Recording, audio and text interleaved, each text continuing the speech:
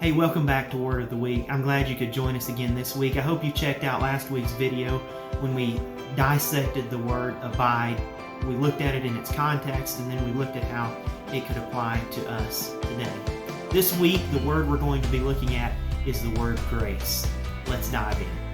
This word grace is used throughout the entirety of Scripture, more so in the New Testament than in the Old Testament. However, it is used over 130 times. If you look in the English Standard Version of the Bible, you'll find it mentioned approximately 131 times.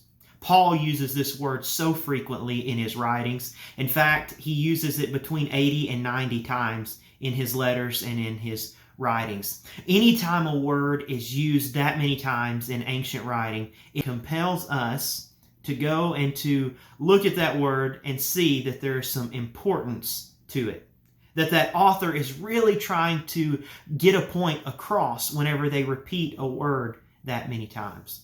Paul, as you know, was the apostle that had experienced God's grace to the fullest extent, and he made it the theme of his entire ministry.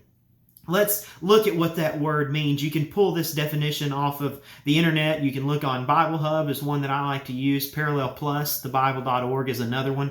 But this particular quote comes from Bible Hub, and listen to what it says whenever it gives the meaning or definition for grace. A kind, affectionate, pleasing nature and inclining disposition, either in person or theme.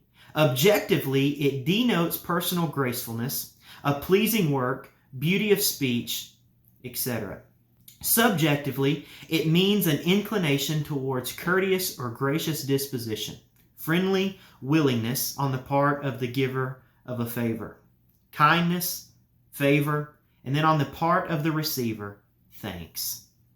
This word carries a lot of weight, and I believe that there are three different aspects that we can look at this word from, three different angles, if you will. Let's look at those real quickly.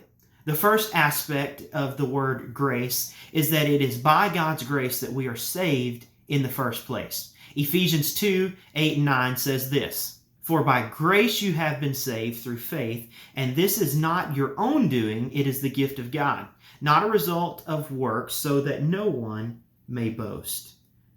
So Paul tells us in Ephesians 2 that it is by God's grace that we are saved in the first place. What a glorious thing. We sing the old song, "Amazing Grace, how sweet the sound. I once was lost, but now I'm found." It is by God's grace alone that we are saved.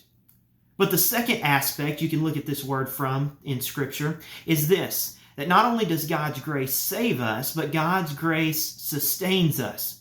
Paul goes on to write in his letter to the church there at Corinth in 2 Corinthians 12:9, he writes this, "But he said to me, my grace is sufficient for you, for my power is made perfect in weakness." Then Paul says, "Therefore I will boast all the more gladly of my weakness, so that the power of Christ may rest upon me."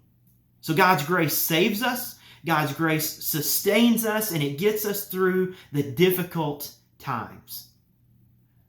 Not only does His grace save us, not only does it sustain us, but it is that grace that we are commanded to show to others. Listen to what Paul says in Ephesians 4:29. It says, "Let no corrupting talk come out of your mouths, but only such as is good for building up, as fits the occasion," and here it is, "that it may give grace to those who hear." Paul was passionate not only about the grace of God that was poured out in his own life, but the grace that he showed those around him. Are we showing grace to those around us? Maybe we should ask ourselves this: are we showing the same grace to others that we would hope they would show to us? I want to close out with this quote from the great preacher Charles Spurgeon. Listen to what he said concerning the amazing grace of God. "The Lord may not give gold, but He will give grace. He may not give gain, but He will give grace. He certainly will send us trial, but He will give grace in proportion thereto. We may be called to labor and to suffer, but with the call there will come all the grace required." What a powerful reminder of this simple yet profound little word, grace. I hope this word of the week has encouraged you. I hope it's challenged you to look at this word from a few different angles and apply it in your own life. If this video has been a blessing to you, I want to ask that you would do us a favor. If you would go and like it, share it with your friends so that they can be blessed as well, that they can be encouraged and challenged. We want to thank you. I want to thank you personally for taking the time to watch this video. And again, I hope it was an encouragement to you and a blessing to you. I hope you'll join me next week for the Word of the Week. Thank you again for